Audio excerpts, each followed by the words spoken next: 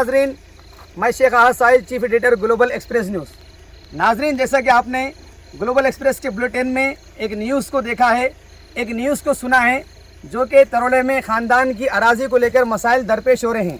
तो ये नाजरीन, हम मुकम्मल जानकारी हासिल करने के लिए आज वो स्पॉट पर आए हैं। आपको बताता चलूँ, ये जो ज़मीन का जो अराज़ी का जो स्पॉट है, गाँव से पहले थोड़ी सी करीब में एक रास्ता जाता है जहाँ पर पीछे ज़मीन मुकम्मल पीछे जो है मुंसलिक में जो है एक तालाब है। मुकम्मल जानकारी लेने के लिए यहाँ पहुँचे हैं, स्पॉट पर आए हैं। और यहाँ पर भी हम देख रहे हैं कि सुबह से जो है ये 3 लड़कियाँ हैं जिनको हुकूक नहीं मिल रहा है। इन्होंने बता रहे हैं इनकी चाचा उनकी जानिब से जो है इनको इंसाफ ना मिलने पर ये पिछले कई सालों से मुख्तलिफ दफातर के चक्कर लगा रहे हैं, फिर भी इनको इंसाफ नहीं मिल रहा है। हम कल न्यूज़ को शाये करने के बाद इनसे मुकम्मल जानकारी हासिल करने के लिए हम सुबह से इनके स्पॉट पर चक्कर लगा रहे थे, लेकिन यहाँ पर इनकी गैर मौजूदगी के बाद हमने इनसे पूछने की कोशिश की कि हम 4 मरतबा इस ज़मीन पर आए लेकिन आपकी मौजूदगी नहीं थी। तो इन्होंने बताया कि हम अपने मसाइल को लेकर मुख्तलिफ दफातर के चक्कर लगा रहे हैं। भैंसा PSQ भी गए, मुधल भी गए, MRO ऑफिस भी गए, इसके अलावा कलेक्टर दफ्तर को भी गए थे ये लोग। लेकिन आखिर ये मुकम्मल मामला क्या है, क्यों इसका हल नहीं निकल पा रहा है, आखिर सामने वाली पार्टी क्या चाहती है, क्या वाकई इनके हुकूक है, इस मुकम्मल जानकारी को हासिल करने के लिए आज हम स्पॉट पर आए हैं। अभी ठीक 8:30 हो रहे हैं, रात के 8:30 हो रहे हैं। ये 3 लड़कियां अपने परिवार के साथ रात के 8:30 बजे भी इसी घने जंगल के अंदर टेंट डालकर एक साए की शक्ल में बैठे हुए हैं और अपने मसाइल को अवाम के सामने, हुकूमत के सामने पेश कर रहे हैं। और इन्होंने बताया कि जब तक हुकूक नहीं मिलते हैं तब तक हम मुकम्मल इसी तरह रात के अंधेरे में भी अपनी जान की परवाह किए बगैर अपने हुकूक को हासिल करने की भरपूर कोशिश करेंगे। तो आइए नाजरीन, ये है 3 लड़कियां जिनके ज़रिए हम मुकम्मल जानकारी हासिल करेंगे और मुकम्मल आवाज़ को आप तक पहुँचाएँगे। तो अस्सलाम वालेकुम, ग्लोबल एक्सप्रेस में आपका खैर मकदम है। अवाम जानना चाहती है कि आखिर ये पूरा मामला क्या है, किस बुनियाद पर आप कह रहे हैं कि आपका हुकूक है। वालेकुम अस्सलाम वरहमतुल्लाहि वबरकातुहू। सबसे पहले तो मैं ग्लोबल एक्सप्रेस न्यूज़ का शुक्रिया कहना चाहूँगी जो हमारे मसाइल को आवाम के सामने लाने की कोशिश करें उन्होंने। हमारा नाम अर्जुमन सबा है और ये मेरे 2 बहनें हैं, फरहानाज और अमरीन। हमारा मसला ये है कि 30 साल पहले हमारे वालिद मोहतरम का इंतकाल हो गया था, जिनकी ज़मीन हम बहनों के नाम पर ट्रांसफ़र होने की थी। अब अल्हम्दुलिल्लाह 2018 में हम बहनों के नाम पर ट्रांसफ़र हो गई, लेकिन 30 सालों से हमारी ज़मीन को हमारे ताया उन्हों खा रहे हैं। हमारे ताया उन्हों चाहते, ये ज़मीन हमारी जिंदा रहने की, ज़िंदगी गुजारने की वाहिद सहारा है, इसके अलावा हमारे पास कोई सहारे नहीं है। लेकिन वो हमारे ताया नसीरुद्दीन बाशु मियाँ, बखारुद्दीन बाशु मियाँ हमसे हमारे सहारे को छीनना चाहते हैं। क्या आप जानना चाहेंगे कि क्यों छीनना चाहते हैं उन्होंने? क्योंकि हम यतीम बेसहारा, वो भी लड़कियां हैं, हमारा ना बाप जिंदा है ना हमारा बाजू बनने वाला भाई मौजूद है, हम बेटियां हैं, इसलिए हमारा सहारा छीनना चाहते हैं।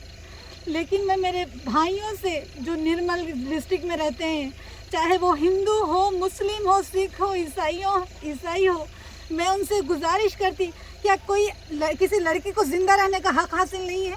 क्या लड़की को प्रॉपर्टी हासिल करने का हक़ नहीं है? क्या वो उससे सहारा छीन लेना देंगे? क्या अगर आप ऐसा करेंगे तो कोई लड़की दोबारा ज़िंदा नहीं रह सकेंगी? माँ बाप बेटी को पैदा करने से डरेंगे इनकी हरकतों से। इस मामले को लेकर ये मामला कितने दिनों से दरपेश हो रहा है, कितने दिन से आपको परेशानी का सामना करना पड़ रहा है?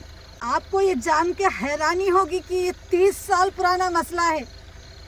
94 में मेरे वालिद मोहतरम का इंतकाल हुआ था, जिस टाइम में मैं सिर्फ 2.5 महीने की थी। उस टाइम से लेके आज तक ना लोकल लीडर्स साथ दिए, ना यहाँ के विलेजर्स, यहाँ के रहने वाले लोग साथ दिए, हमारा कोई भी हमारा साथ नहीं दिया। कई बार आए, 10 सालों से 2014 में हम ये कार्रवाई स्टार्ट करें।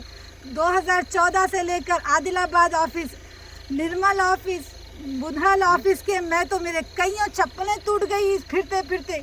कम से कम मेरे 1 लाख का तो टिकट ही ख़त्म हो गया यहाँ पर सिर्फ बसों का। इतने सालों से हम फिर रहे लेकिन कोई हमारा साथ नहीं दिए। आप इस मामले को लेकर आपके चाचा उनका क्या कहना है, वो क्या बता रहे हैं कि इस मामले को लेकर?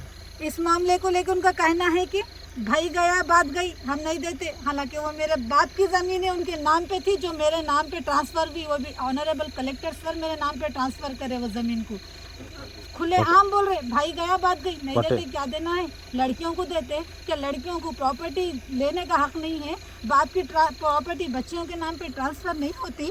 आप बोलिए ऐसा रहा तो बेटियां पैदा होने से डरेंगी, कैसे करना ये बेटियों का मसला, क्या लीगल डॉक्यूमेंट्स ये देखिए, ये पूरे ये लीगल डॉक्यूमेंट्स मेरे हैं, हमारे नामों पे है, लेकिन हमारे कोई हमारा हाथ सहारा नहीं दे रहे हमको। हम ये रात में, हम इतनी रात में आप देखिए कितनी रात में हम लोग यहाँ पे रुके हुए हैं जंगल में, 3 बेसहारा लड़कियाँ, क्या ये अच्छी बात है?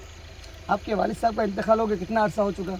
आपको जान के हैरानी होगी कि 30 साल गुजर गए, 30 साल। इन 30 सालों में आपकी परवरिश कैसा हुई, फिर आपकी तालीम कैसे हासिल हुई, इसके लिए पूरे अखराजात कहाँ से उठाए गए?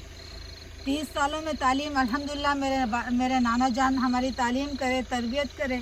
मैं बीकॉम कंप्यूटर्स हूँ, मेरी बहन भी बीकॉम कंप्यूटर्स एप्लीकेशन है, ये मेरी बहन है जो बीटेक कंप्लीट कर लिया, अब इनको जॉब भी अल्हम्दुलिल्लाह। उसके बाद शादियों के बाद हम लोग बीएड भी करे, टेट क्वालिफाइड है हम लोग, लेकिन बहुत अच्छी तरबियत हुई। मेरे नाना जान हमको बेटियों से बढ़ के शहजादियों की तरह पाले, परवरिश भी करे, अल्हम्दुलिल्लाह वेल क्वालिफाइड है हम लोग, ऐसा कुछ नहीं है, लेकिन हमको जिंदा रहना है, हमारी प्रॉपर्टी हमारे वालिद मोहतरम की निशानी हमको हासिल करना है। इस मामले को लेकर क्या आप आला ओहदेदारों तक या सरकारी ओहदेदारों तक नहीं गए, वहाँ पर उनकी अपनी जो है परेशानी उन तक नहीं सुनाई?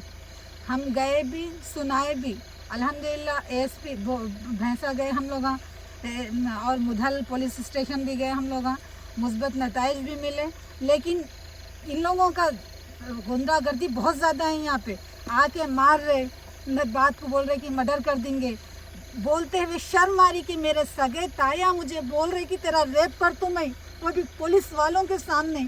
अब क्या बोलेंगे आप? क्या हमारे यतीम होने के हम लोगों को ये सज़ा मिल रही, क्या हमारे वालिद मोहतरम को जल्दी गुजर जाने की ये सज़ा मिल रही है हमको, कि मेरे ताया जो मेरे वालिद से बड़े उन्होंने बोल रहे खुलेआम पुलिस वालों के सामने कि तुम्हारा रेप कर दूं।